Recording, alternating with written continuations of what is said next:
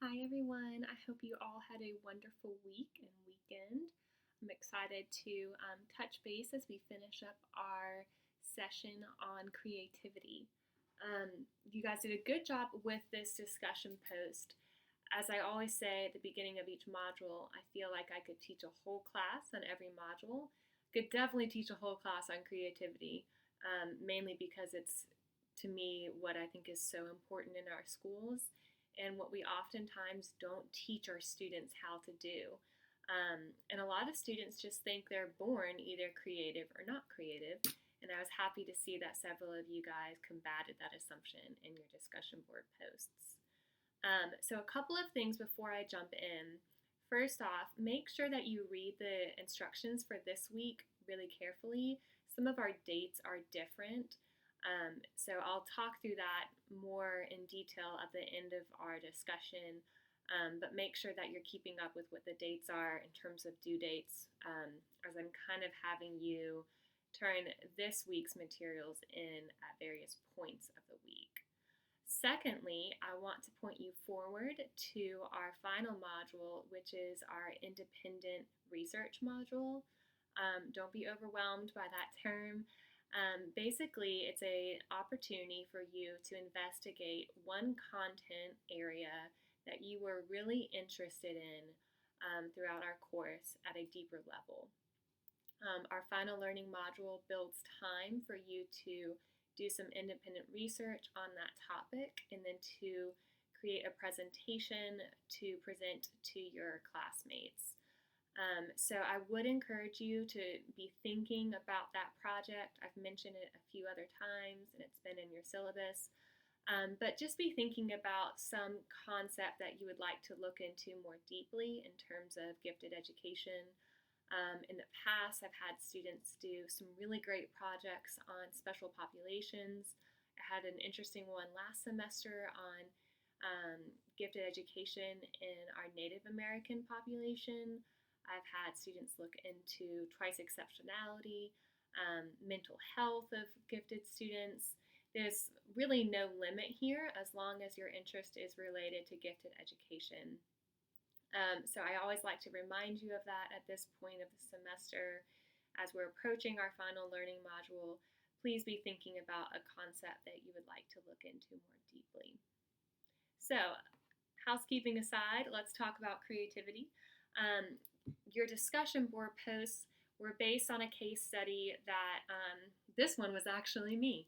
So I had this great lesson designed where my students were supposed to create a magical object and then they were going to write some creative writing samples based off of that. So I brought in the pillowcase, I brought in all of these different objects. Students freaked out. They were not into the idea, mainly because they didn't understand what I was looking for. I was really surprised to see the negative response. The students did not like the openness of the activity, and they kept asking me for examples. They wanted to know what a good project would be. Um, and oftentimes in our education system, we have such an emphasis on assessing in terms of a summative assessment and assigning a grade that students are only focused on that grade and they kind of miss out on the process. So one of you, I think it may have been Katrina, mentioned that the students are really product biased. So they're only seeing creativity in terms of the final product and thus losing this aspect of the creative thinking process. So when we encourage creativity, which we should always be doing, we really want to emphasize the creative process and try to get them out of the mindset of I have to get to my final project and it has to be perfect and I have to get an A. So there's definitely some scaffolding that needs to go on in terms of creative problem solving. And more so, there's a lot of struggle in education to help students see the importance of creative problem solving. So several of you guys mentioned lots of good strategies to help scaffold the students in their creative thinking process. Basically, I picked from several of your posts, and I wanted to walk through some ideas that we could use to maybe make this situation a little bit better. I definitely wish I had all of you years ago when I taught this to give me some feedback. But first off, and several of you began your discussion board post with this, we need to define creativity to our students. In fact, we need to define creativity to our culture and, even more importantly, to our educators. So the standard definition of creativity says that creativity requires both originality, which is like newness, or originality and, not or, usefulness, meaning that it has some kind of purpose. That is more of a product-based definition, but I do like it because it helps students see that, yes, creativity involves that divergent thinking, and we've got some creative, kind of crazy ideas going on, but also we need to put these ideas into action and make them useful. Even if it is useful just for us personally, that's still important. So yes, we need to define creativity to our students. In fact, we need to teach them the terms originality and usefulness. Students need to understand what that looks like. One thing that I do to show my students what originality means is I give them all a piece of paper that has the same drawing. So I'll give them all, that's a very perfect circle. All the students will get a piece of paper just like this, and it has a circle on it. And I'll say, you have 5 minutes. I want you to draw something with that circle that you don't think anyone else will draw in the class. So naturally, when we see a smiley face, listen, when we see a circle, we want to make a smiley face. That's one of the most common responses to that stimulus, is to draw a smiley face. But if we give our students the direction, create something that no one else will think of, then it challenges them to think more deeply, and that's how we get at originality. Then what I do is I actually have the students share with each other, and they get into a good conversation of what that originality looks like. So I do explain the term original to them, and then we talk about usefulness, meaning that we're not just off doing only divergent thinking, but we're also thinking convergently and putting some of our ideas into practice. So I definitely agree. Let's start with actually defining creativity. Depending upon your population, that definition will look different. So yes, I have defined creativity to my second graders, and it was probably with originality and usefulness. Sometimes for originality, we'll say new, or even strange, something that is a little bit easier for our students to grasp.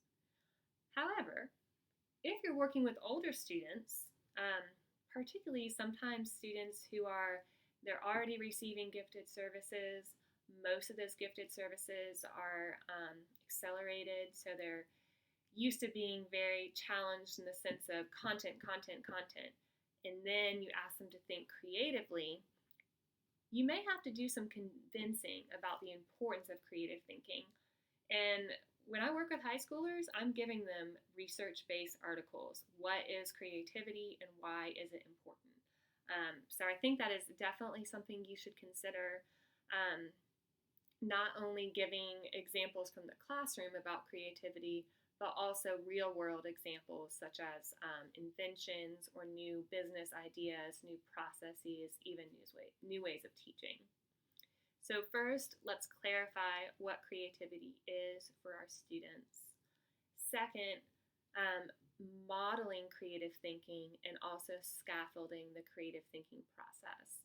So it's really not appropriate for the individual in this case study, or me, to expect my students to just think creatively and know what I'm looking for.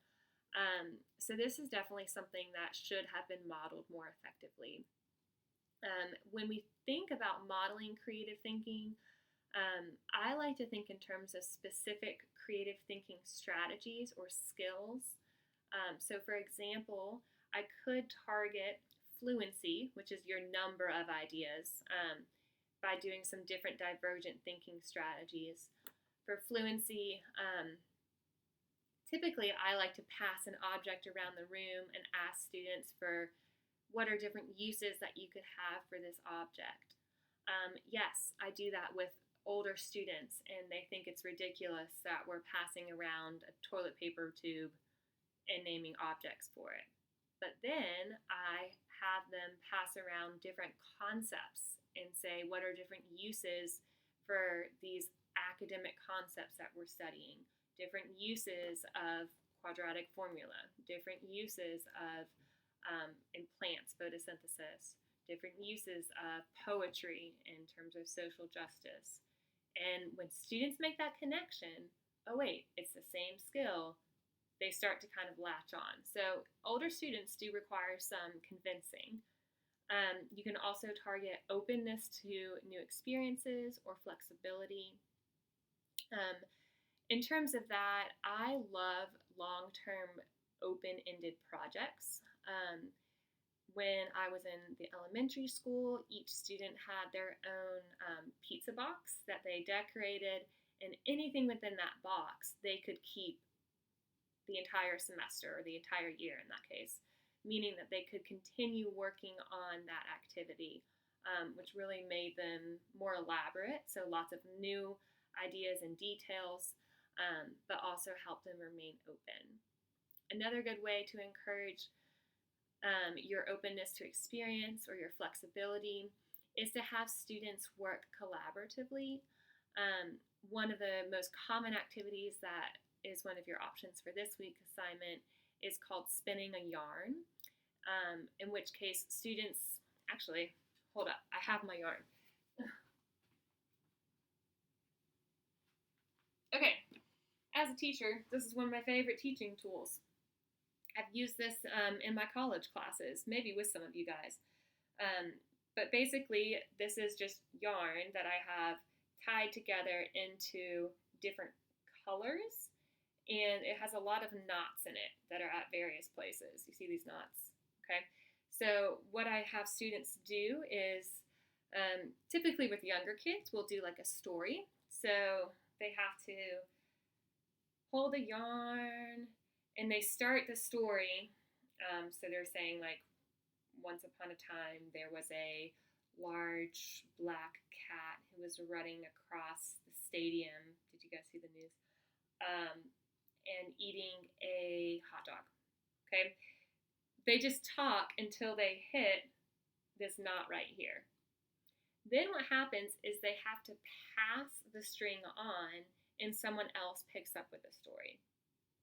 So what this activity is promoting is you've got your ideas, but then you have to give them up to someone else, and then they have to give them up to someone else. So we're really promoting that openness to experience and that flexibility as students come together to form the story. Also encouraging elaboration or a lot of different details that can go into your work. So definitely define creativity for your students, model the creative thinking process. Depending upon the age of my students, I actually give them some process models of creativity, and then use these different scaffolding strategies to encourage those creative thinking skills. So target divergent thinking, target flexibility, target openness to experience, target your elaboration. And then from there, we can gradually release those scaffolds, which we call fading, and then the students can think more creatively on their own. The big mistake in this lesson, and I can say this because it was mine, was it was just one creative lesson, and it was a lot of creativity, and then it was over. So it's a lot more effective if we are constantly modeling creative thinking, and we are constantly intertwining it into the classroom. When I do professional development based on creativity, I always tell my teachers, Creativity should not be another column on your lesson plans. It should be intertwined through everything. So we're always encouraging that creative thinking. But in order to do that, I definitely agree we need to be more explicit about the definition of creativity and also the creative thinking skills that we need to target in the education system. So that is a wonderful segue into this week. So this week we are focusing on creative teaching strategies. Now, there are a lot of different creative teaching tools out there. Some of them you may have been using for a long time. Some of them may be new to you. So for this week, you are creating a creativity teaching tool, like a flyer, or think of it as a how-to guide. So basically what my goal is from our class, we are going to share all of these how-to guides, and that way you'll have several different guides to using these creative thinking teaching strategies. So first off, let me clarify some dates.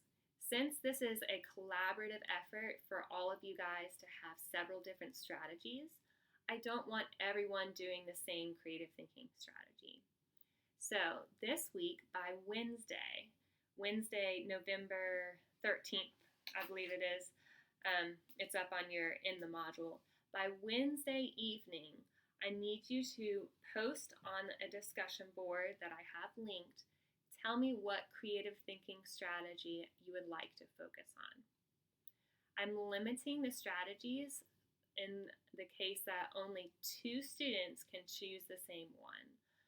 So for example, I see that one of you has already posted and chosen the Scamper creative thinking strategy, which is a great one, very fun, easy to implement in lots of different content areas. So once you have selected, make sure that you go ahead and post, because I don't want everyone doing the same exact strategy. So by Wednesday, you need to post your strategy that you are going to be investigating. By Friday, I want you to have completed your how-to guide and posted it on our discussion board. And then by Sunday, you are reviewing the posts from 2 of your classmates and responding to their ideas. So we have 3 main dates going on. Wednesday, tell me what strategy you are investigating.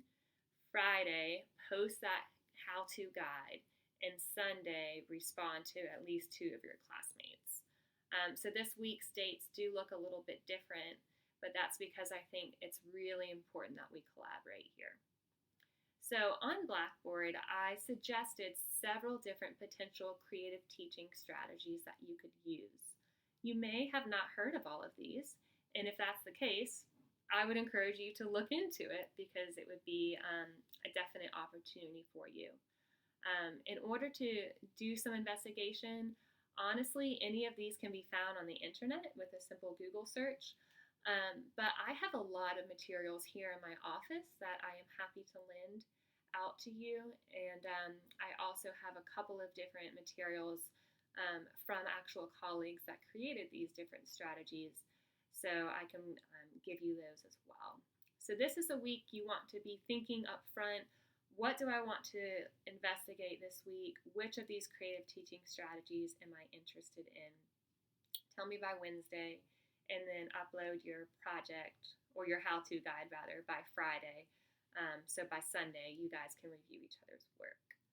Make sure you read the required components of this how-to guide on your rubric to make sure that you are addressing everything that I'm looking for. You are not required to use one of the creative teaching strategies that I suggest.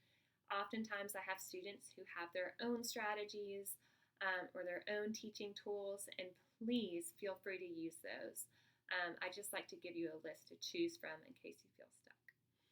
Okay, I hope that you have a wonderful week. As always, I'm here to answer any questions, and I hope that you are all doing well.